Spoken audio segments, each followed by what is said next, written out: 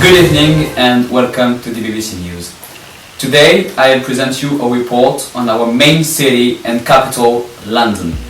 Founded under the Romans, London has ever played a key role on the national and more recently international scene. The capital has known its golden age during the 19th century, where it was the most important harbour in the world. London was also the biggest financial place and a major centre of decisions at that time. What are the challenges that London needs to cope with to keep its global city's status? First of all, London has to remain attractive at the international scale. Then, London must face the several political issues. And finally, we're going to deal with the vulnerabilities of this metropole about environmental and social questions. So London has to face the globalization which threatens the capital to lose its British authenticity. Beverly, do you copy? Yes, Johnny, hello. So indeed, London has become the favorite residential location for the billionaires, causing an unprecedented price hike in the property sector. A study revealed that it has indeed the highest concentration of wealthy, far ahead from Moscow, New York, and Hong Kong. Among those billionaires, a large majority is overseas. Why London is such an attractive city? Fashion, a lot of parks, the museums. Not only take the billionaires London as their privileged place to live, but they also find an interest in investing in London. This propensity is not unusual for the capital. The Duke of Westminster's family disposed of practically the entirety of Mayfair Borough in the 17th century, but with the housing crisis, more and more rich invest in stone, not just in apartments, but also in offices, hotels, palaces, commercial premises. London's house market will soon be dominated by prosperous outsiders. Various consequences ensue from this race for acquisition. The prices in the property sector have never been so high, and skyscrapers spring up like mushrooms to resolve the issue of the demographic growth.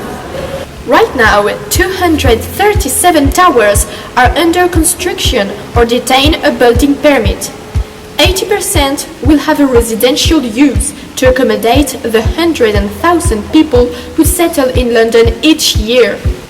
Their location? In the city, the centre of London, in the east, in Canary Wharf, and alongside the Thames. But their coming is not always very appreciated. Oh, so expensive! it isn't London anymore. However, this fever of remodeling has also its good aspects. It has led to the entire project of the renewal of an old industrial site located on the south of the Thames. Financed by a Malaysian consortium, an area of 16 hectares will be transformed into the finest buildings, including offices and luxurious accommodations. Famous architects have been sought: Wilkinson Ayers, the American Frank Gehry and Partners, who also designed the Vuitton's Foundation in Paris, the British Norman Foster and Partners. The end of the project is scheduled for 2025.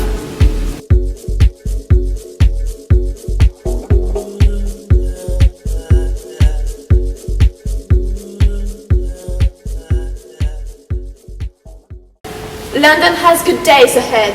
The key to its success? Its cosmopolitan atmosphere.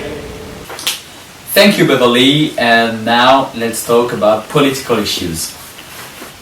London, from its creation to the end of the 20th century, was the biggest city of the United Kingdom in terms of inhabitants, influence, and size. Yet, in political terms, a major operation of decentralization was operated by Tony Blair at the turn of the century. Indeed, London was the only centre of decision since there were the Houses of Parliament and Buckingham Palace. But Scotland and Wales demanded more autonomy since they are nations without states. Blair accepted these measures, and a law introducing a Welsh Parliament in Cardiff and a Scottish Parliament in Edinburgh passed. They had quite a great power. They can decide the rate of taxes mainly, for example. And with these measures, London lost political influence. All the decisions for the kingdom are no longer taken in London. This loss of power will increase since the Scottish asked for the total independence last year. Today, the English far right, the UKIP, is completely opposed to the European Union.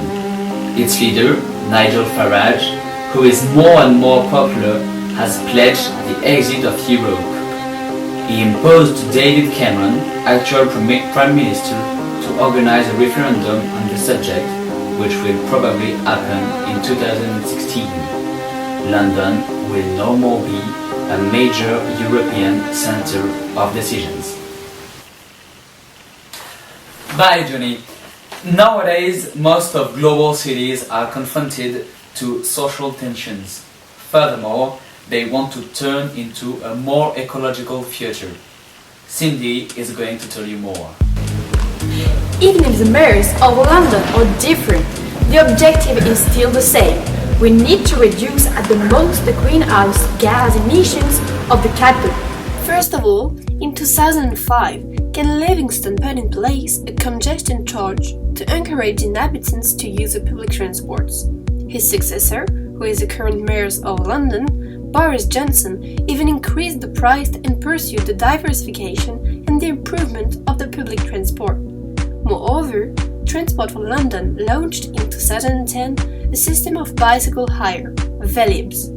6,000 bikes are in service and are distributed on approximately 400 stations. Tackling transports is far from being enough. 80% of emissions of Londoners are in fact related to eating home and workplaces. London chose 10 neighborhoods to experience a transformation of the whole lifestyle. To solve this issue, the Bed Dep, for example, is a small eco-district where there are local shops, bike paths, systems of renewable energies, disposal of cars. To be consistent, London also had to accommodate the Olympic Games with environmental measures.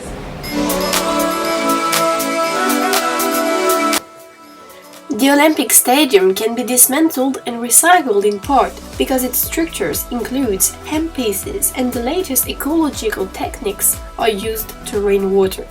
Everything is done to minimize the ecological footprint. The diversity and the cosmopolitanism of London are its main assets, but are also sources of vulnerability.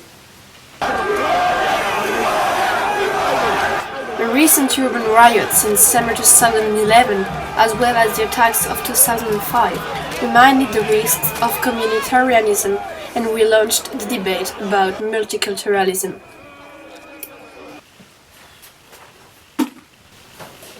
So, to conclude, not only has London to remain attractive, but it also has to protect its inhabitants from a price hike and a standardization.